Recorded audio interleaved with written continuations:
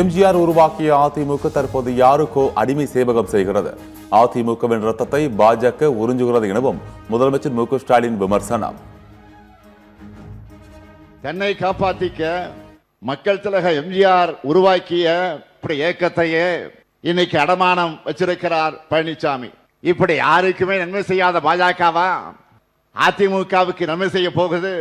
அதிமுகவுடைய ரத்தத்தை தான் உறிஞ்சி எடுக்கும். பீகாரில் நிதிஷ்குமாருக்கு ஏற்பட்ட கதிதான் எடப்பாடி பழனிசாமிக்கும் ஏற்படும். இபிஎஸ்க்கு பதிலாக வேறு ஒருவரை அதிமுக பொதுச் செயலாளராக பாஜக தேர்ந்தெடுத்து வைத்துள்ளது எனவும் முதலமைச்சர் பேச்சு. அதிமுகவில் பழனிசாமிக்கு பதிலாக ஆல்ரெடி வேறு ஒருவரை பொதுச் செயலாளரா பாஜக தேர்ந்தெடுத்து வச்சிருக்கு. திமுக ஆட்சியில் கடன் சுமை அதிகமாகிவிட்டது. திமுக ஆட்சியில் செல்வாக்கு குறைந்ததாலேயே 5000 ரூபாய் வழங்கினார்கள் என்றும் எடப்பாடி பழனிசாமி விமர்சனம். இந்த ஆட்சி பொறுப்பேற்று 5 ஆண்டுல 5 லட்சம் கோடி கடன் வாங்கி இருக்கிறாங்க. இன்னைக்கு ஸ்டாலின் பேசுறார், நாங்க 5000 ரூபாய் கொடுத்துட்டு எங்க கொடுத்த? ஏற்கனவே 3 மாசத்து பணம் இப்ப தேர்தல் வந்ததுனால மக்கள் இடத்துல செல்வாக்கு இருந்ததுனால 2000 ரூபாய் கொடுத்து 5000 ரூபாய் கொடுத்து மக்களை ஏமாத்துற இந்த ஆட்சி பொறுப்பு. தமிழ்நாட்டில் கஞ்சா போதை ஆசாமிகளால் சர்வசாதாரணமாக கொலை கொள்ளை சம்பவங்கள் அரங்கேறுகிறது என இபிஎஸ் குற்றச்சாட்டு. போதைப் பொருள் விற்பவர்களில் பாதி பேர் திமுகவினர் என்றும் விமர்சனம். எடப்பாடி பழனிசாமியின் சுயநலம் அகம்பாவத்தால் அதிமுக தொடர் தோல்விகளை சந்தித்தது. இபிஎஸ்ஆல் அதிமுக இனியும் தோல்விகளைத்தான் சந்திக்கும் என ஓபிஎஸ் பேச்சு.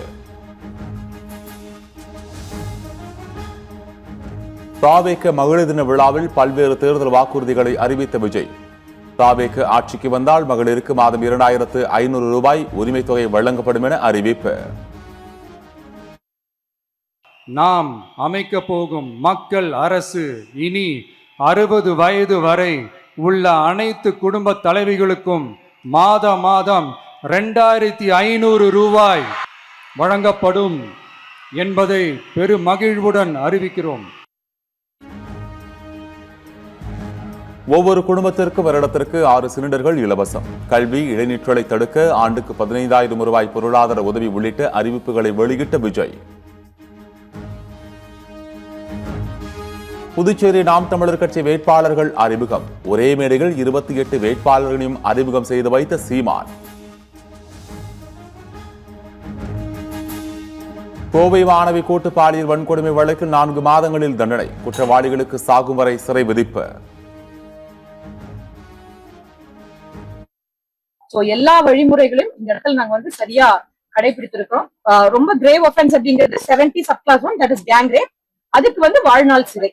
மீதமுள்ள காலங்கள் அவங்க சிறையில தான் இருக்கும். தமிழ்நாட்டில் 5 மாவட்டங்களில் சதமடித்த வெயில். அதிகபட்சமாக வேலூர் மாவட்டத்தில் 103 டிகிரி ஃபாரன்ஹீட் வெயில் தகித்தது.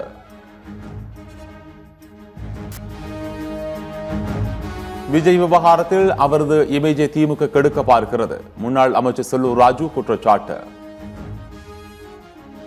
திமுக வேணுண்டே பல எப்படியாவது தில்லுமுள்ளு பண்ணி திமுக மீண்டும் ஆட்சிக்கு வரணுன்றதுக்காக தாவேக தலைவருடைய இமேஜை குறைக்கணும் வைக்கணுன்ற அடிப்படையில் இதெல்லாம் பரப்பிவிடப்படுகிறது. சிவகங்கை மாவட்டம் மானாமதுரை அருகே 34க்கும் மேற்பட்ட வழக்குகளை தொடர்புடைய A+ குற்றவாளியை காலில் சுட்டுப்பிடித்த போலீசார். காயமடைந்த குற்றவாளி மதுரை அரசு மருத்துவமனையில் சிகிச்சைக்காக அனுமதி.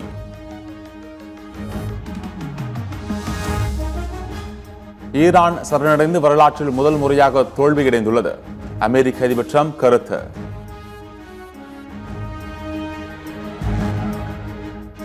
ஈரான் ஒருபோதும் சரணடையாது. அதிபர் மசூத் பெஷெஷ்கியன் திட்டவட்டம்.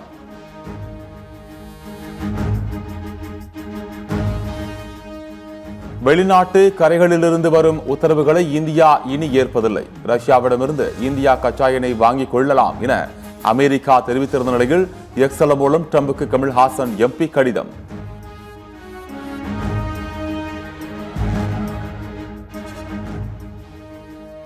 ஆஸ்திரேலிய மகளிர் கிரிக்கெட் அணிக்கு எதிரான டெஸ்ட் போட்டி.